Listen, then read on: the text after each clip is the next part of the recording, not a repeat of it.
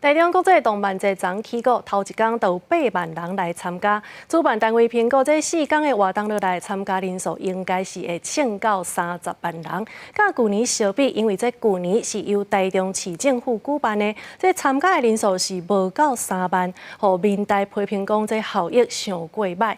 也毋过，台中市政府是回应讲，这活动的性质甲目标是无共的，所以是袂当相比的。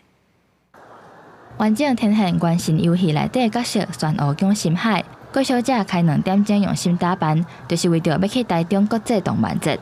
活动举办第3年，初4才第1天就有8万人来参加。主办单位按4天的点击会吸引30万人。从台北来，然后就刚好清明节嘛，然后就顺便来这里看，对吧？感觉比台北大很多，比较空旷。昨天破纪录的8万人参观人次。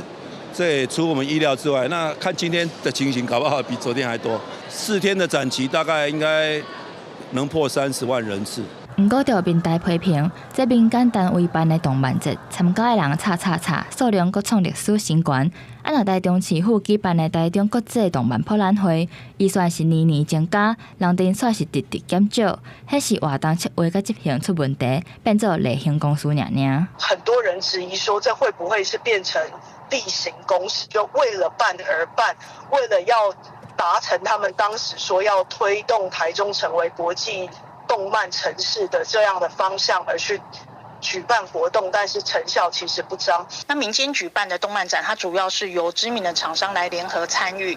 那我们官办的展览是以鼓励重要的国家文化产业来做一个目标，我们希望可以扶植照顾这些在地的漫画产业。新闻局表示。 动漫节是世界有名的厂商来参展，若官方办的动漫博览会，主要是要牵成在地的漫画产业，提供创作者舞台，互大家会当更较熟悉因。2项活动的性质甲目标无同，袂当相比拼。记者台中报道。